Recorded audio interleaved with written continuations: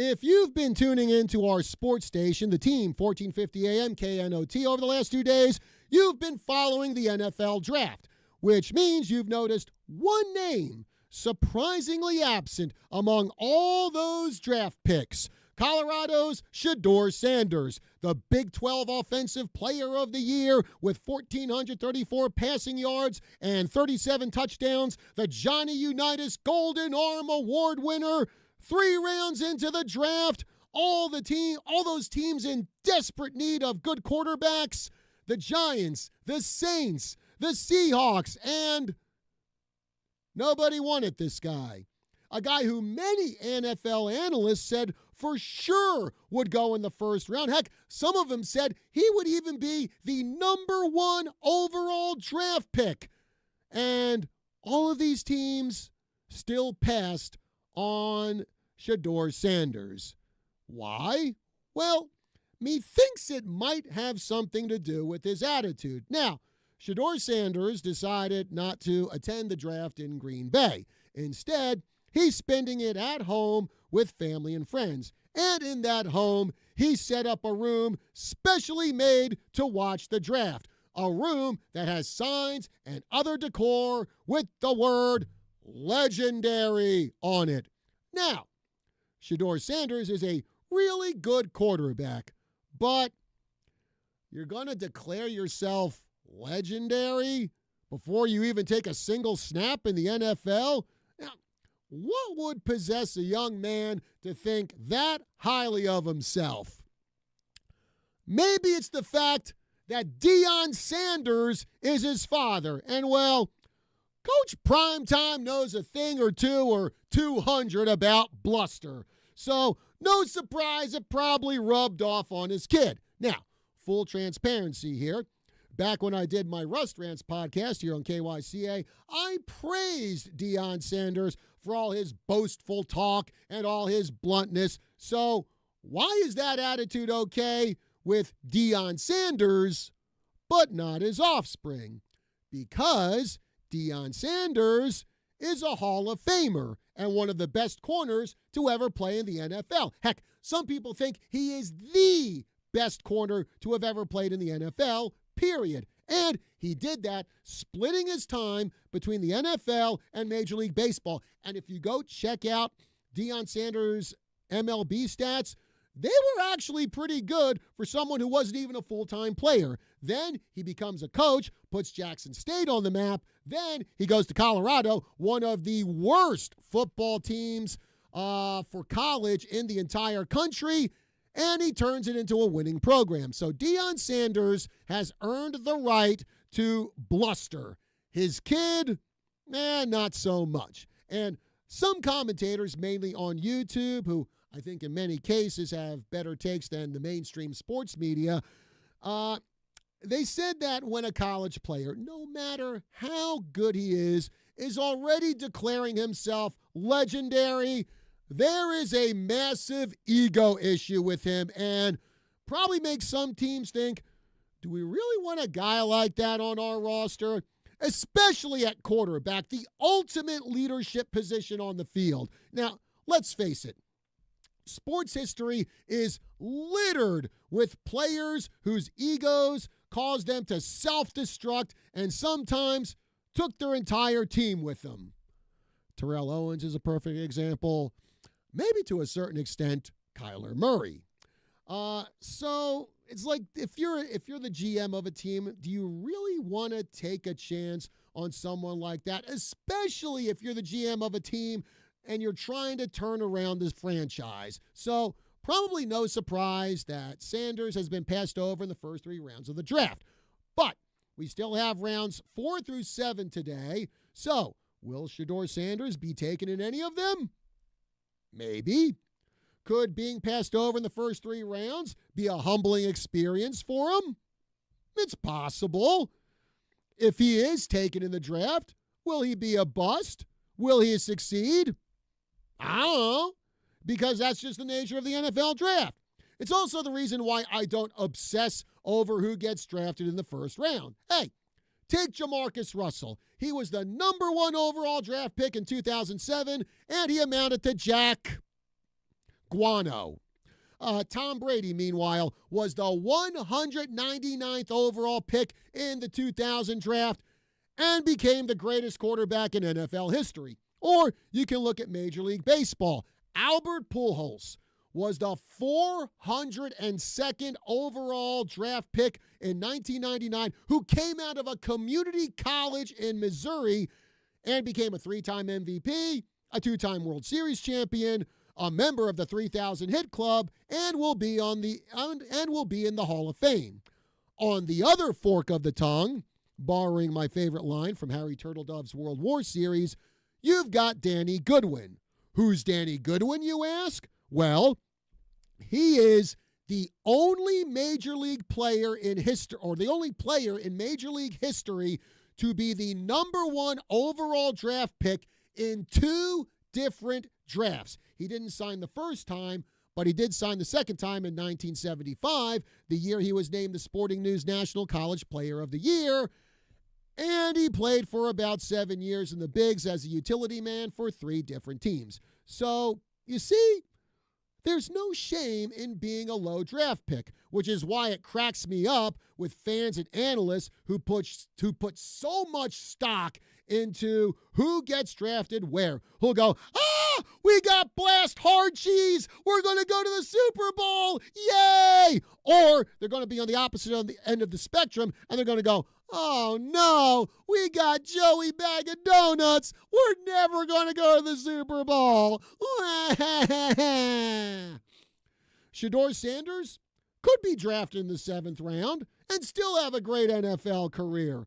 Or maybe he doesn't get drafted at all, and he has to consider going down a different path if he wants to ultimately get to the NFL. You know, there's the CFL, and I've watched several of their games, and it's a quality league.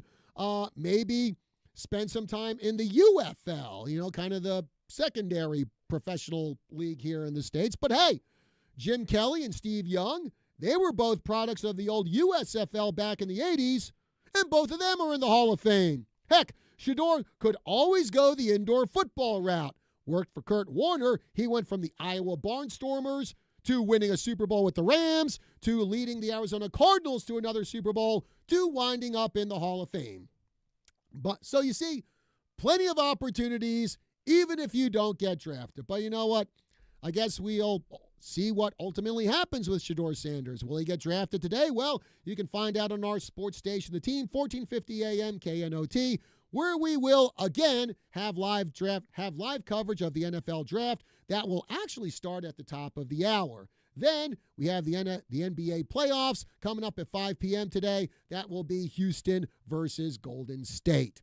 All right, folks, 928-541-1016, number to call here on the Tri-City Sports Roundup. Well, time to switch gears because we're going to go from the gridiron to the green because we're going to be talking about Embry-Riddle Women's Golf, the GSAC champions, their first year in the Great Southwest Athletic Conference, and they take the championship after winning, 300 championships in the Cal Pac, whatever that number is. Anyway, folks, on the show with us today, we have Olivia Zamarripa, we've got Caitlin Halseth, we've got Bella Maria Mantini. So we'll be talking to them about their GSAC championship and everything else involving Embry-Riddle Golf. We'll be back with more right after this.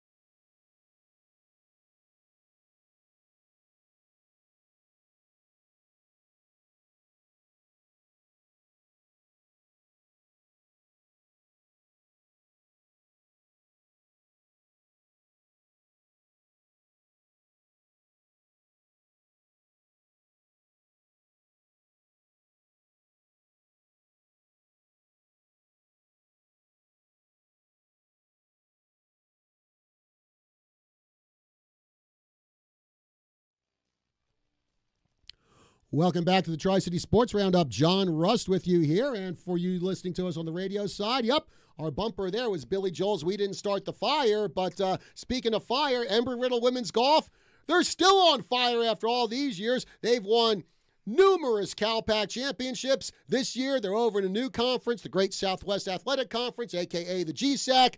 And what do they do there?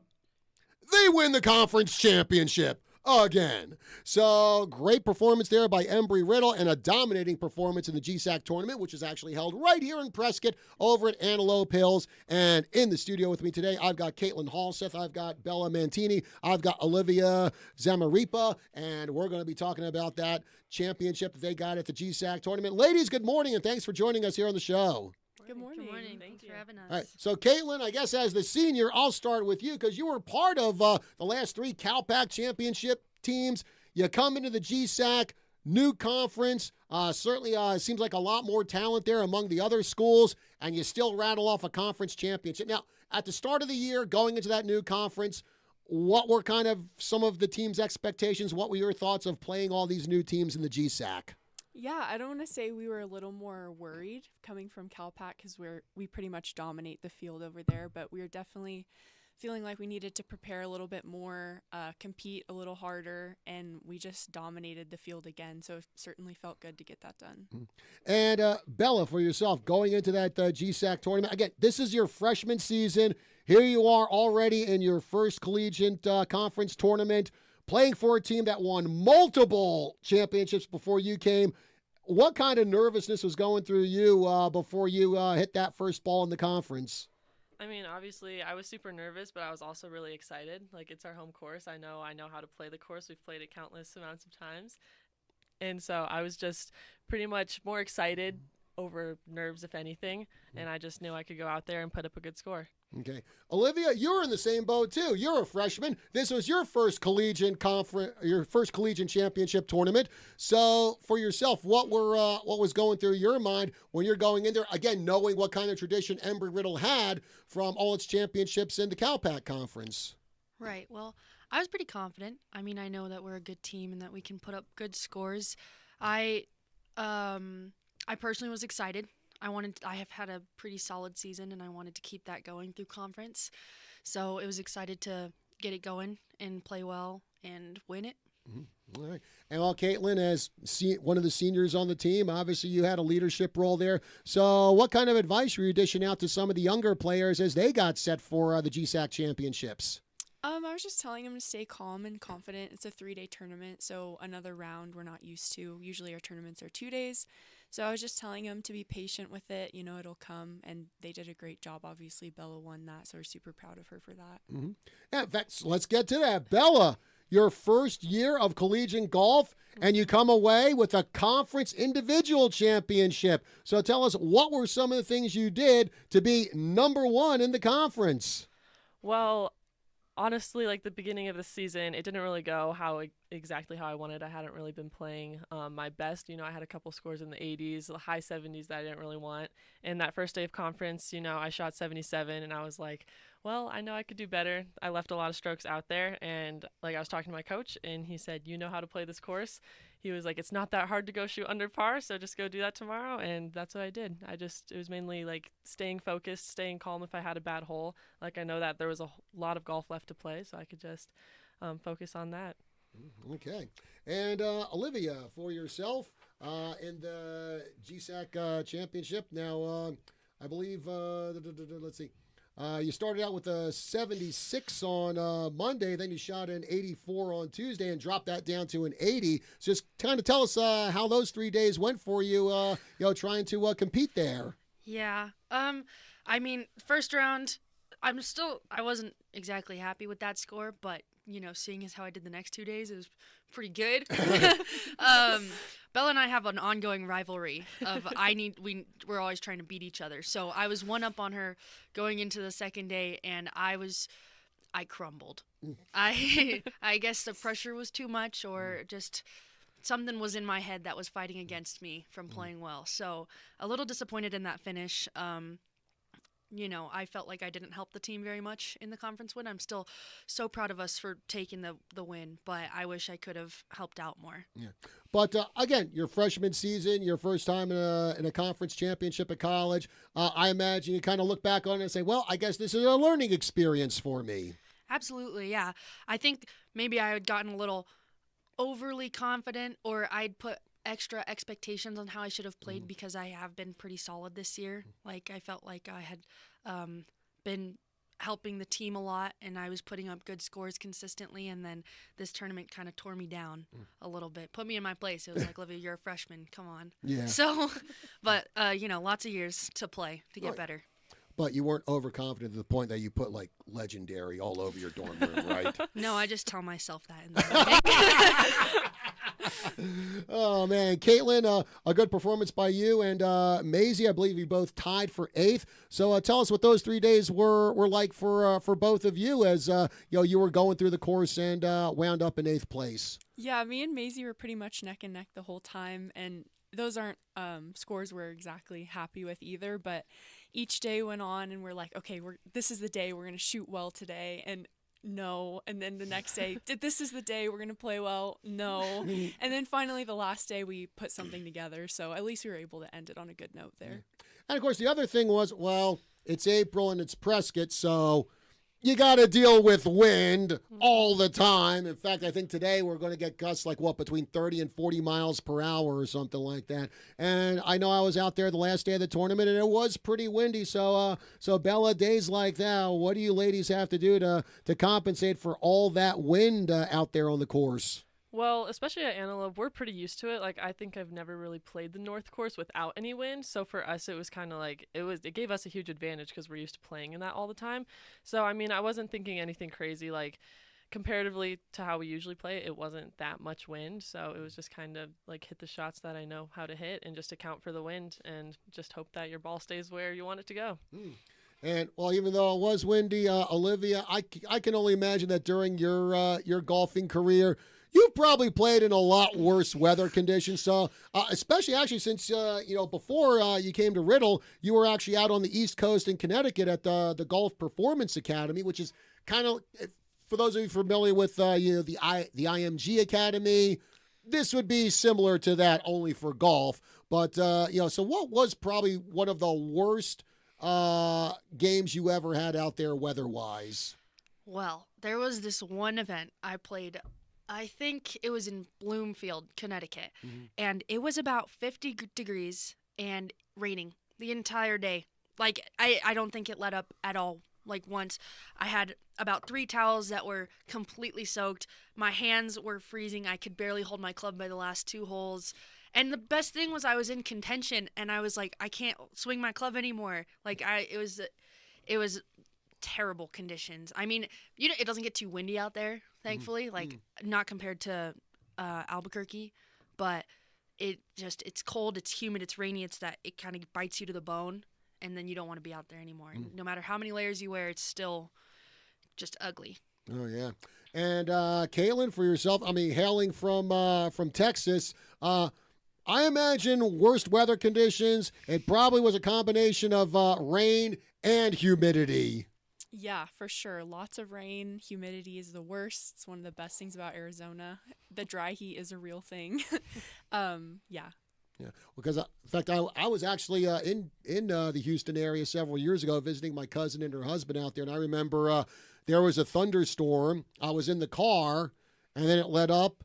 I got out of the car, and the humidity was like someone taking wet, hot towels and just wrapping them around your body. That's exactly what it feels like. So how many times were you out on the golf course in conditions like that? Oh gosh, every summer was just brutal for golf. Yeah.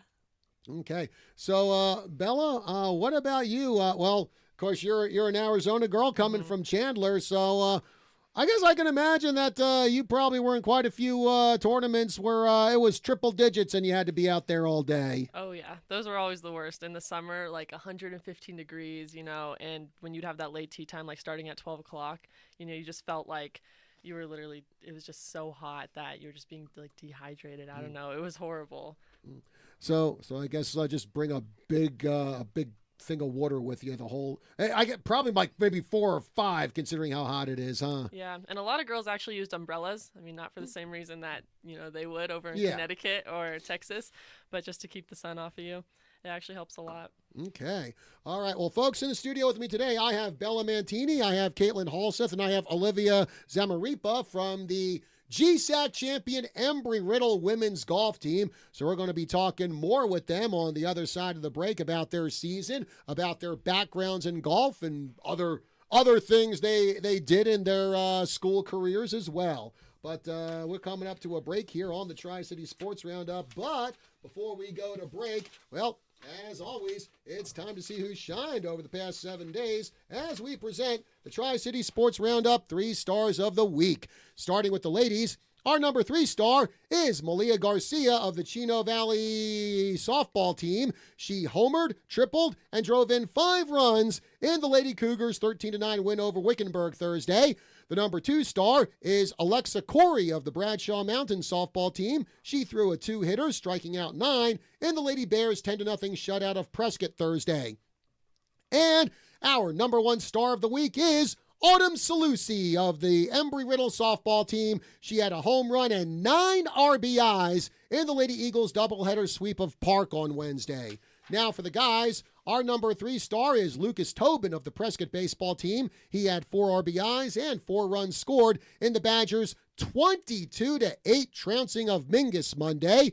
The number 2 star is KJ Greenfield of the Prescott track and field team.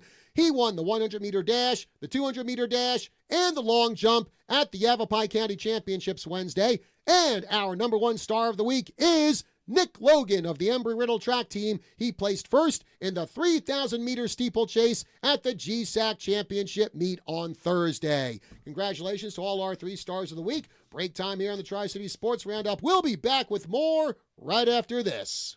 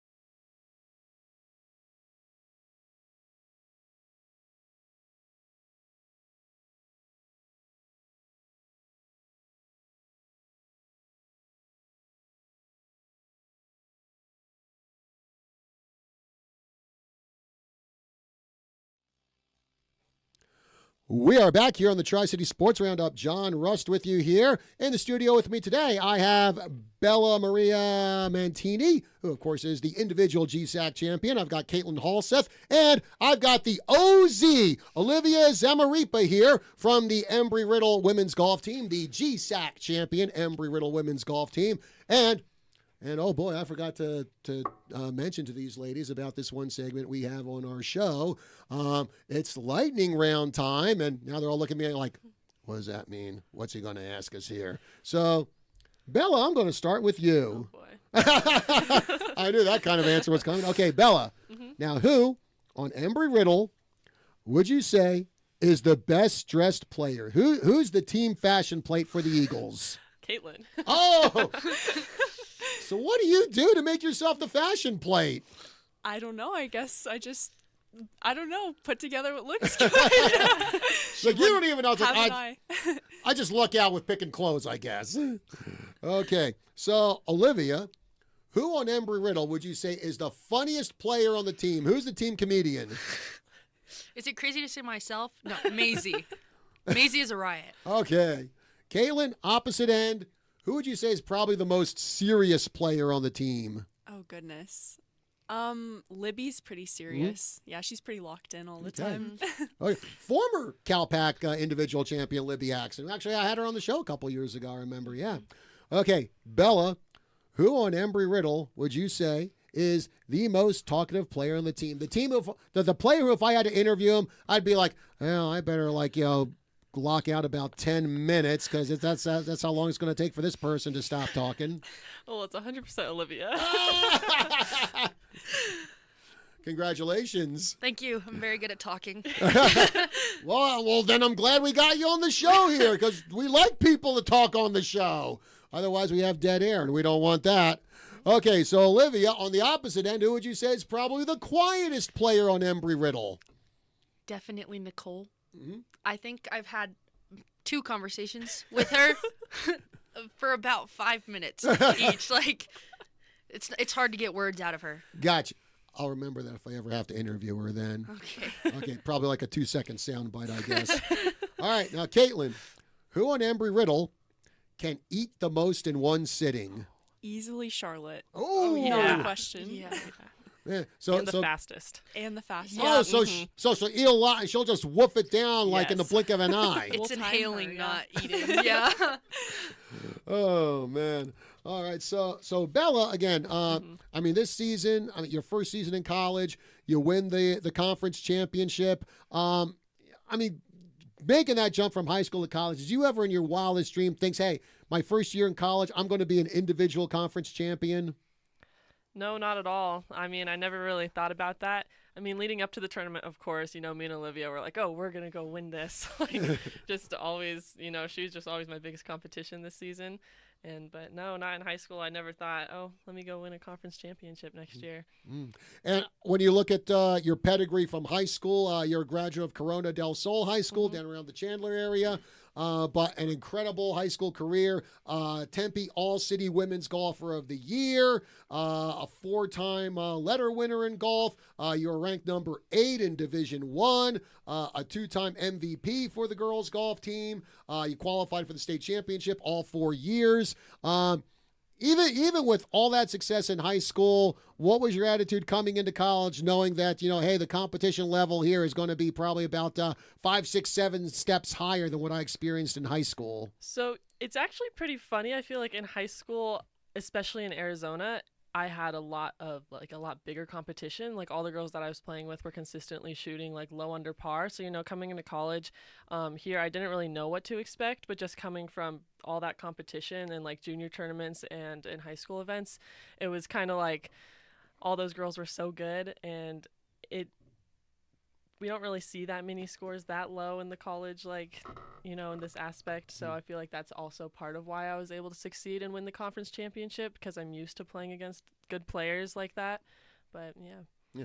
But along with golf, you were also a multi-sport athlete in college, because you also played volleyball and you were also on the softball team. So actually, volleyball and golf, because those are taking place in the same season. So how Yeah. did you manage that? So my sophomore year, I played them at the same time. I was the only athlete in the school that they let to play at the same time. So I would go to golf practice right after school, and then I would have volleyball practice from 5 to 7 after that. And then if we had matches or something, usually my volleyball team would play a little bit later. So I would oftentimes go straight from like golf matches to volleyball games. And I mean, it was a lot, but it was a lot of fun. So I was going to say you were probably exhausted after Oh, the yeah. fall season. Probably why it's like, basketball, soccer, nah, I'm going to take a break till spring. oh yeah. Okay. Now, what about your softball career? I mean, I've been playing softball competitively for the longest. I started playing when I was 5. I never really played it that seriously. Like I used to just always play like spring seasons. I never played like club softball because that takes up so much time. But I mean, I really loved softball. But my junior year of high school, I decided I wanted to focus more on golf. So that's why I kind of stopped playing the other sports. Well, speaking of focusing on golf, Olivia, you went to a place that did nothing but focus on golf, and that was the Golf Performance Academy all the way over in Connecticut, which actually not too far away from where I grew up in New Jersey. So how did you go all the way from Albuquerque, of course, the city immortalized by that Weird Al Yankovic song Albuquerque, where the towels are oh so fluffy and the air smells like warm root beer. How did you go from Albuquerque all the way to Connecticut? Well, we had after COVID, my mom was looking for a golf camp to put my sister and I in. And my sister was committed to play for UNM already, and a lot of the camps didn't want committed players. And she had found this place in Connecticut. She was like, they're doing like a month-long camp, and you guys can board there. And they took my sister, and we went out there, and it was awesome. Like, I hadn't really been playing golf. I didn't like it that much. It reignited whatever fire I had for it before, and I was like, this is the best sport ever. I need to play this more. Like, I want to play this competitively. And then after my sophomore year of high school at home, I was offered a scholarship to attend. And so I was accepted. I had a full tuition scholarship to attend.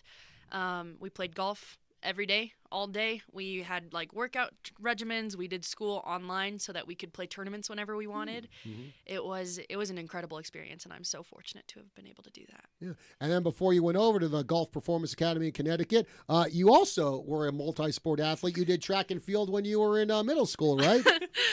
Yes. I mean, like 6th and 7th grade, but it was more, I had time to play whatever I wanted just to see what I had liked because I was so young it kind of didn't matter what I played. I played volleyball, I played basketball, I did the track and field, I did cross country. It was whatever my parents were willing to let me do. So it made me, taught me I don't like running.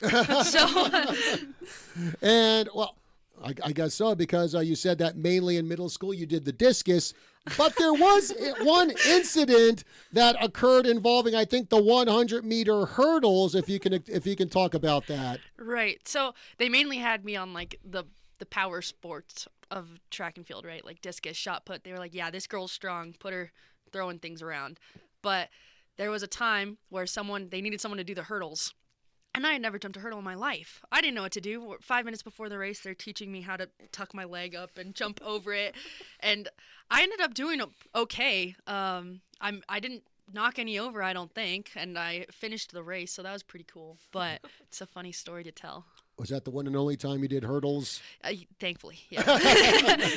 All right. And Kaylin, you also were a multi-sport athlete during your school career. You did a lot, actually. You were involved with volleyball, cross country, softball, and in track and field, well, instead of throwing things, you jumped because you were actually a pole vaulter.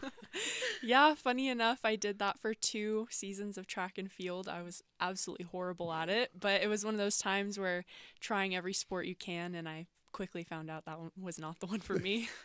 Okay, well, obviously we know you're really good at golf, but of all the other sports you did, like you said, cross country, volleyball, softball, which one do you think was, like, I guess, your second best sport? Probably softball. I was into club softball for like 4 years. I'd say probably between like 8 and 12.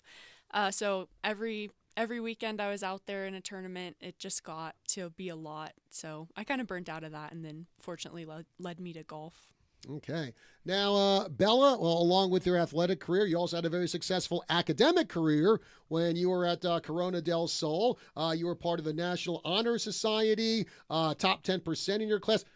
I still can't get over this GPA. 4.63? Yeah. I don't even know what my GPA was in high school. I mean, I know it wasn't bad, but it wasn't anywhere near a 4.63, I'll tell you that, especially after how cruddy I did in math. The other thing also, and I want to know how you got this in high school, you got the seal of personal finance How do you get that in high school? Okay, so that it was through economics pretty much. They did like a big push for that my last year. They wanted like a lot of the seniors to just get as many like awards and many accomplishments as they could. So they actually pretty much built it into my economics and my government class. So it was kind of like we did this thing called urban planning. So we basically learned how to like build our own city based off of this like list that they'd given us, and we actually had to present that in front of an actual like city council, and so that was like a big part of it. But I mean, yeah, they pretty much just built that into our class schedule and like what we were doing for that. Wow. And the other thing you did was now in a lot of other schools they call it the Link Crew, which is basically like a mentor for freshmen, but in your school, because it's called Corona del Sol, they called it the Corona Crew, which we were talking about this off the air. I'm going, Corona Crew sounds like something like the Corona Beer Company would do. But again, Corona del Sol, it's like, I guess it kind of makes sense. So tell us a little bit about your time with the Corona Crew and what you did down there. Yeah, so in Corona Crew, I did that my junior and my senior year, and I basically got a group of incoming freshmen, and I got to show them around school and just let them know like everything that they would expect in high school, and I basically answered all the questions they had, and I had like the same group of 15 kids throughout the whole year that I would just check up on, and if they had like any questions or needed any help in school or anything, they would just come to me and ask me about it. And I had a really great time. Like I really enjoy, helping the younger kids and stuff. So that was a lot of fun for me.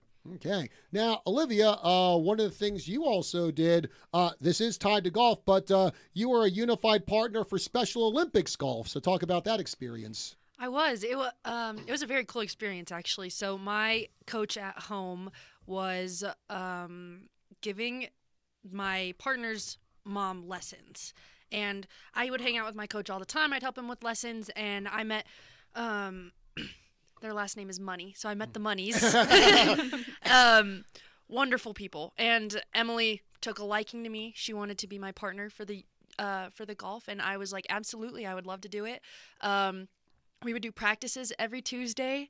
And we'd play like 9 holes, and then there were like finals, and we went to a course like 3 hours away from home, and you play, it's an alternate shot. It's really fun, and you meet some cool people, and we won our group, so we got a first place title for her, and she was over the moon. It was so awesome to be there. Great. And Caitlin, of course, probably just about every other Embry-Riddle athlete.